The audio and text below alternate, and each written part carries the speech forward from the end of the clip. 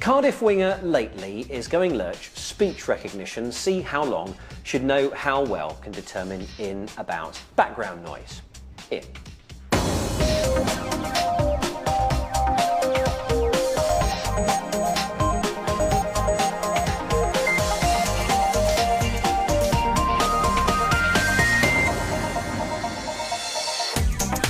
Now, if you didn't quite understand what I just said, you're not the only one. That's what happens when you dictate your script into a smartphone. I'll now try it again for your ears. This week, Click looks at the latest speech recognition technology to see how well a computer can determine my words above the background noise. 4 decades on and still going strong, we get in touch with the inventor of the mobile phone to celebrate its 40th birthday. We also have the latest tech news from around the world and an in-depth review of Microsoft's new social scene in Webscape. Welcome to Click, I'm Spencer Kelly. For decades, science fiction writers and geeks alike have longed for the day when we can interact with our computers in the same way that we do with each other. And things have certainly moved on in recent years. We can now touch the screens on our phones and we can gesture at our games consoles and TVs. But some parts of the natural world are harder to handle than others. Understanding what we say, for example, is, as science puts it, non-trivial. In the past, speech recognition mostly worked by matching recorded words to audio stored in a database. But now, thanks to faster onboard processors and the almost limitless computational power of the internet, it can go a lot further. Find the nearest restaurant. Apple's Siri, Android's personal assistant, plus the Bing and Google web searches can all take voice requests. Now, each of them actually just record your voice and then upload the audio to the web. What should we do tonight?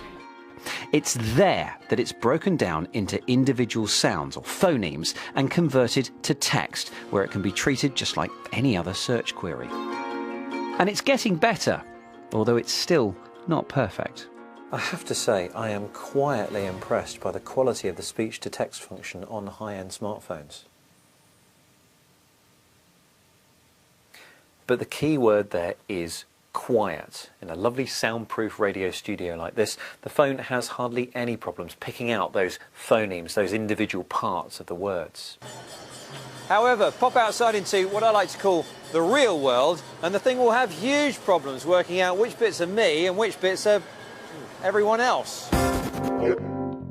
Background noise is the #1 enemy of speech recognition. And here, the mobile phone has a much harder job than, say, Xbox Kinect, which lives in one location and can scan its surroundings during setup, work out the acoustics, and then listen more effectively. Search. Some phones do use a second rear-facing microphone to analyse the background noise and remove it. But why use 2 when you can use 32? Hi, it's only me. I was just ringing to tell you that I'm, as usual... Patrick Naylor from Imperial College in London is one scientist who thinks that more is more. Hi, this is Patrick. I was just ringing to let you know that I've arrived. With 2 mics, the software only correctly identifies a few words, the white ones, in this text. Hi, this is Patrick. I was just ringing to let you know that... But with 32 mics, all recording sound from different angles, the results improve dramatically. Of course, this will only be practical when the equipment can be shrunk just a little. But if a computer is to become more than just a dictation machine, a useful personal assistant, it not only needs to capture what I say, but also understand what I meant. Excuse me, I'm looking for a lift. Sorry, I didn't bring my car today. Some words, for example, have several meanings. Excuse me, I'm looking for a lift. Sure, you're a beautiful person with a wonderful personality. It's important to understand the context of what it's been asked in order to determine which answer is correct. I wonder if this is what they meant. Modern speech recognition apps can access a vast database of language models that change and move with the current trends. They learn from past mistakes and your personal use of language, and they can even guess the next word before you say it. And this is just the first step to learning more about you and what you're likely to ask. My location, shopping habits, favourite TV programmes, music choices and my emails and social networks can all give insights into who I am, what I want and what I've said, and help a machine to arrive at more meaningful answers. So if, for example, I bought a plane ticket to Rio, the next time I say Rio, the software may guess that I'm talking about the city and not the movie. But if successful speech recognition relies so much on your personal profile, you don't really want to create a new one on every gadget you own. And that's exactly what a company called Nuance is doing, creating a profile of you that lives in the cloud and which can be accessed anywhere by anything. For example, if I want to check up on my favourite sporting events, how are the Celtics doing? The Celtics are losing. It's 46-42, Lakers, with 11:58 left in the third. Now, my profile has told this device that I prefer basketball to football, so it's updating me on the Celtics basketball team and not the Celtic football team. In reality, I wouldn't be able to tell the difference. Anyway, once you've finished reading about the results of the match, play the Rolling Stones.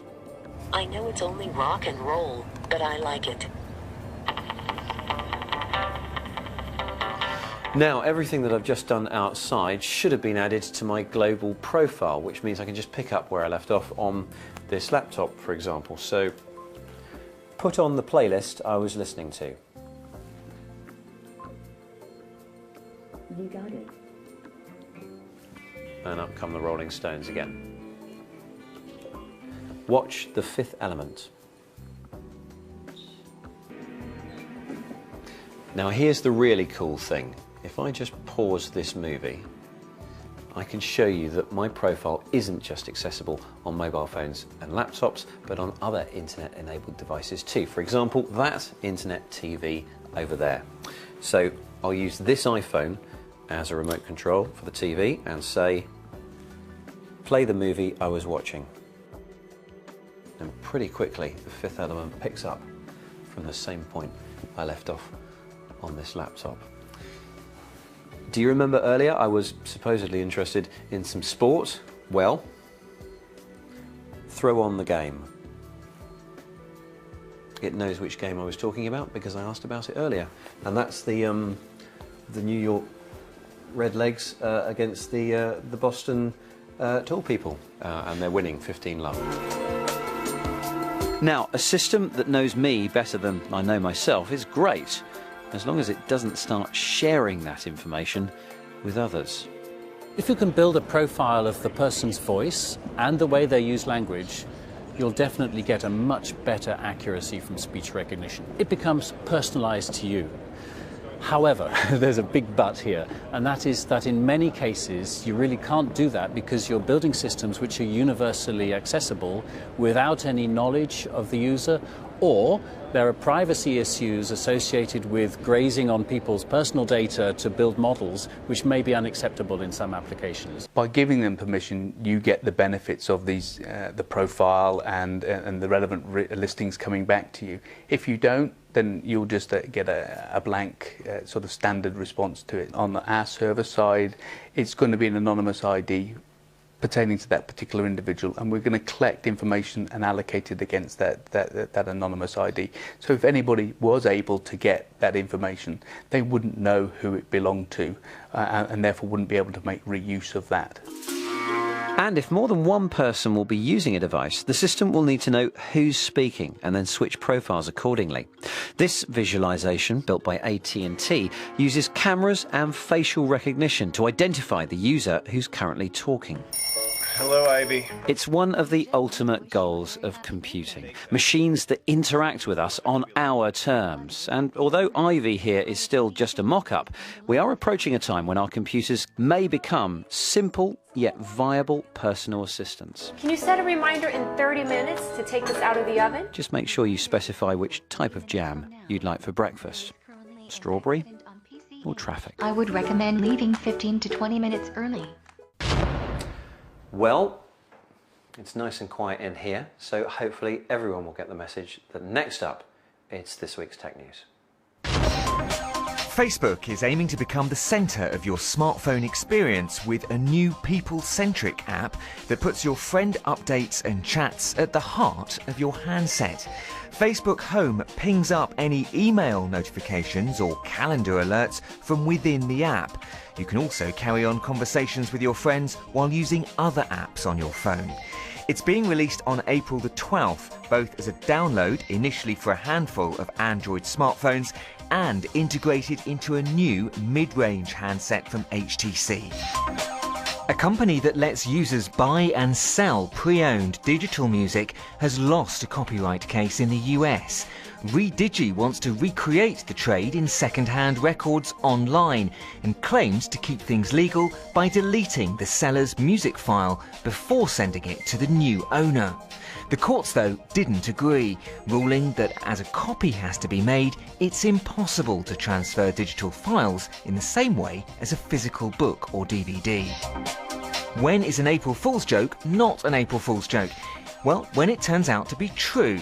What was initially taken to be a prank, an internet-wide rumour that Chinese online search giant Baidu was working on homegrown Google Glass-style tech specs, was subsequently confirmed.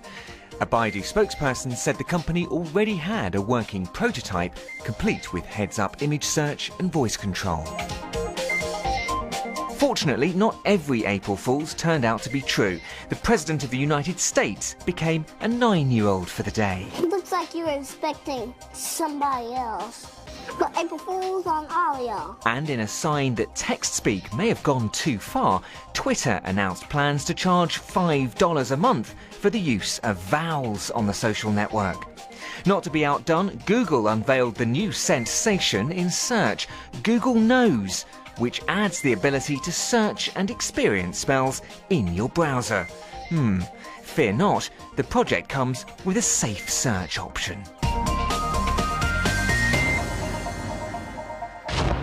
If life begins at 40, then the mobile phone has a lot to look forward to. It is already the powerhouse in our pockets, but it came from humble beginnings, from an engineer at a startup called Motorola, who, on April the 3rd, 1973, made the first ever cell phone call publicly to assembled journalists in Midtown Manhattan.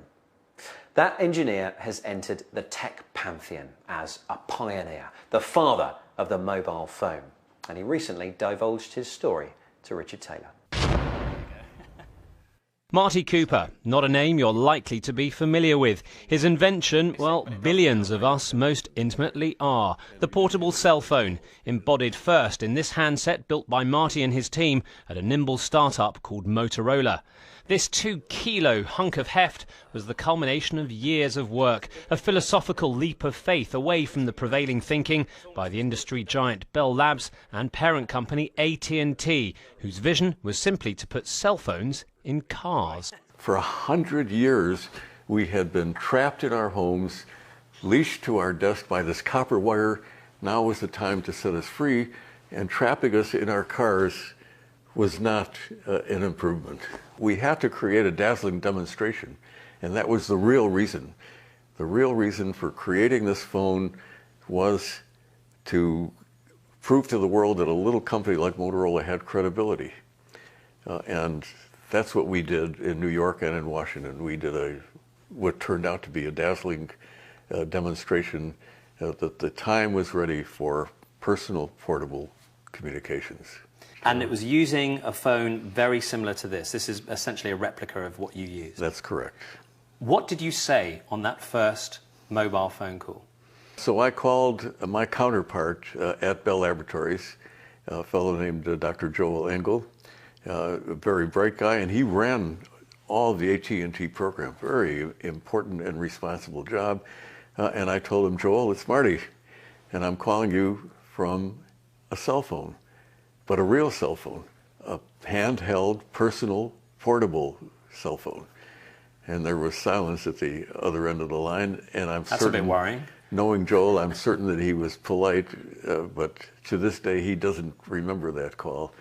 And I'm not You're sure he was actually there? There was somebody at the other end, was there? Oh, yes, there was. Yeah, I'm certain there was.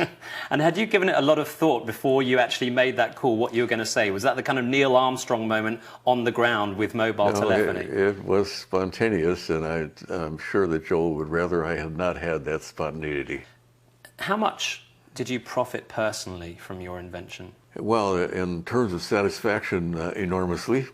When I joined Motorola, I signed a document that said that all of my future inventions were the property of Motorola, and for that they gave me $1. And it was the best bargain that I ever made. Motorola treated me very well, and the world has been very nice to me. So here we are 40 years on, with handsets that seem to be capable of launching a spaceship, and yet some of the fundamentals about the mobile phone industry don't seem to have been addressed. Even in the so-called developed world, in the middle of a big metropolis, you get drop calls, you can't get network coverage, even in your own house, which may be, you know, a few miles outside of a big city. Has the industry got it all wrong? Oh, I think so. They have not attacked the fundamentals.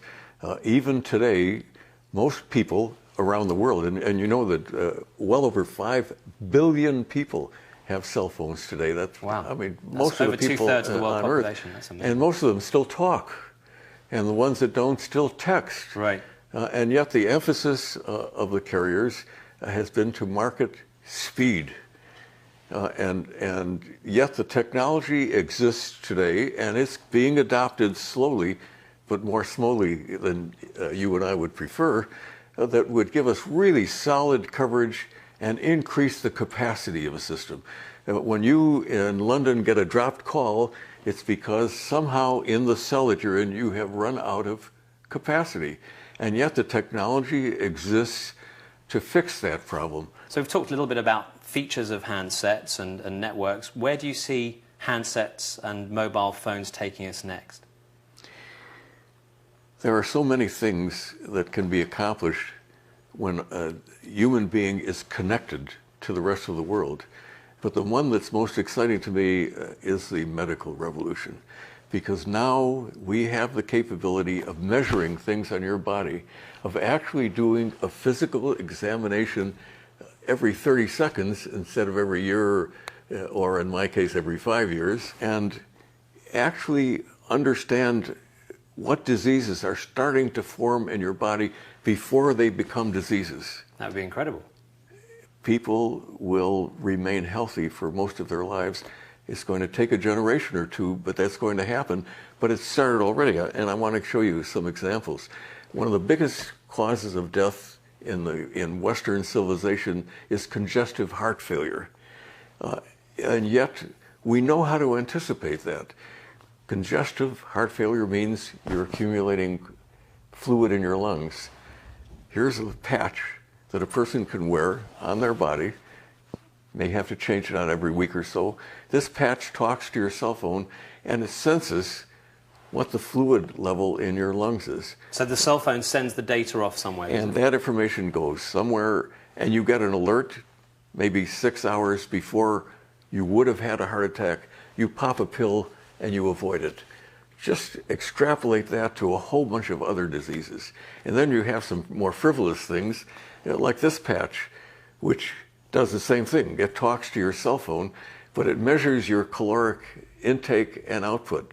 And so if you're on a calorie-controlled diet, that's incredibly useful. Well, just suppose you're sitting there at dinner and someone serves a dessert and your computer says, you've already exceeded your capacity. Don't eat that. Yeah, not sure it would stop me, but anyway. Yeah. Marty Cooper, it's been a real pleasure meeting you. Marty Cooper talking to Richard Taylor. Now, a couple of months ago, we told you about Microsoft's attempts to join the friendly crowd with the launch of its new connections platform, Social. But does the world need yet another way to connect online? Well, we asked Kate Russell to find out, and here's her full review of Social in Webscape. So, another one of the big tech companies wants a piece of the social pie. And with Microsoft's long pedigree, you'd think they've learned a thing or two about how to please us. But when I fired up Social for the first time, it felt more like they'd mashed together some of the best bits of what everyone else is doing, rather than coming up with anything new.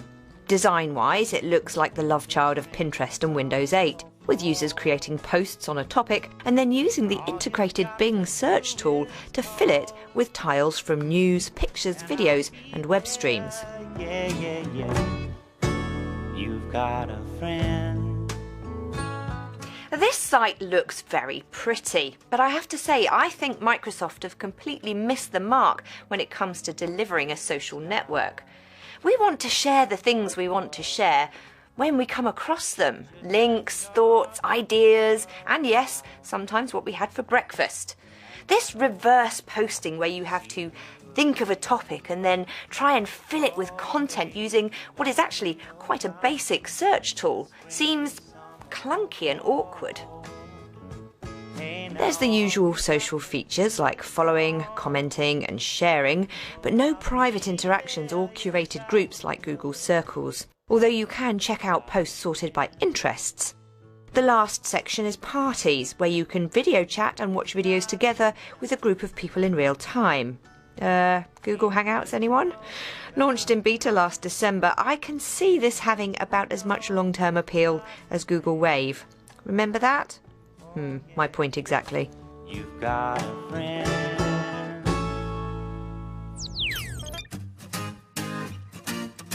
For a totally different social experience, check out this massively multiplayer online environment, Rompatrol, where the only objective is to swim around looking for people to chat to.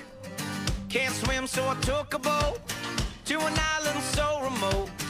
It's worth noting that most chat environments like this are unmoderated, and not everybody plays nicely. This site doesn't give you the option to report other players for bad behaviour, so if someone is bothering you, just swim away from them or close the site and come back later.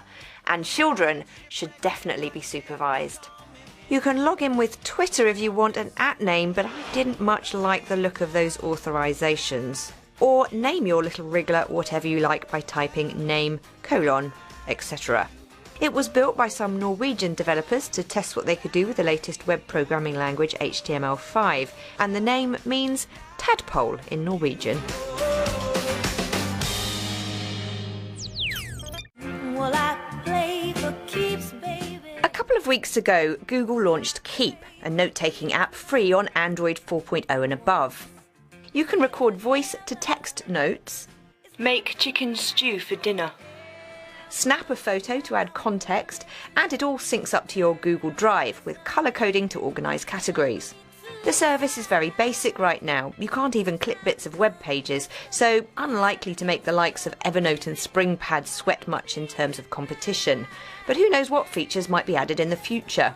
I realise I just heavily criticised Microsoft for doing nothing new, and this offering from Google is also a poor imitation of its peers, but at least it's useful. And if you don't already use a note taker, you'll probably quite like it, even though it does look suspiciously like a Windows Phone interface. She's just a girl and she's on fire. And give Firefox a facelift with a nice update to version 20, serving up private browsing by tab, very handy for checking multiple email addresses, an improved download manager, and the ability to close hanging plugins without shutting the entire browser.